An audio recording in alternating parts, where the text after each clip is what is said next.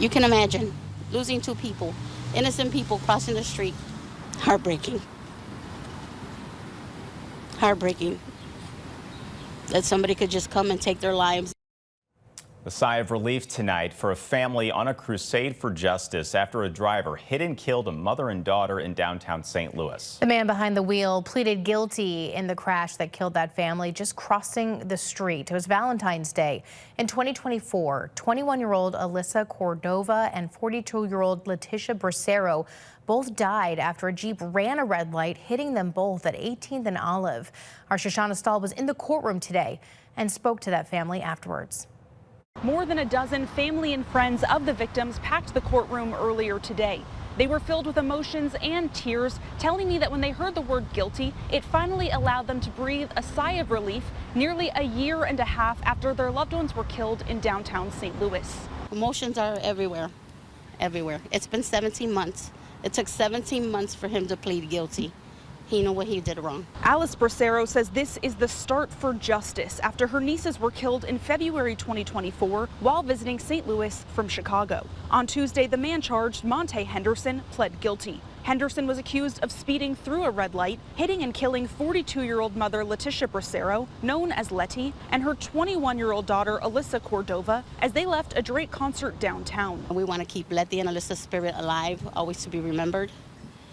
And our family is just heartbroken. It's just like a whole. There's not only one piece missing, there's two. You know, they're not here to celebrate holidays, birthdays. Family hugging outside the courthouse with signs, jewelry, and shoes with photos of their loved ones taken too soon. This surveillance video shows a Jeep driving more than 70 miles per hour before hitting the women as they crossed at the intersection of 18th and Olive. Prosecutors say Henderson's blood alcohol level was more than double the legal limit, and the women had the right of way to cross at the crosswalk. Alyssa had a life ahead of her. She wanted to get married. She wanted to have kids. She wanted to travel the world. She wanted to be a nail technician and do business. Leticia was a supervisor at a bank. They were just happy people. On Tuesday, Henderson pled guilty to 2 counts of first-degree involuntary manslaughter and 2 counts of armed criminal action.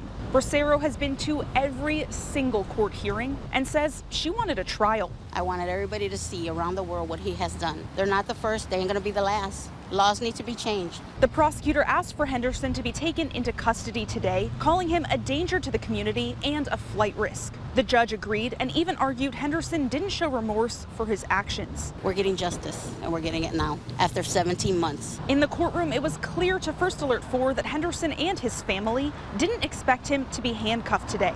But for the victim's family, it was a weight lifted. Him going to jail today was a sign of little brief relief.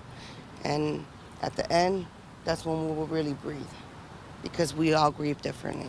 And this is weighing on all of us. Henderson's sentencing hearing is set for mid-September, where a judge will decide how much prison time he'll serve. That ranges from a minimum of 6 years to a maximum of up to 50 years. In downtown, Shoshana Stahl, First Alert 4. And right now, Henderson is behind bars at the City Justice Center until his sentencing hearing. The Circuit Attorney's Office sent us a statement which says in part, quote, "We hope that the defendant's guilty plea brings some solace to the victim's family and friends who have suffered an unimaginable loss." New at 6.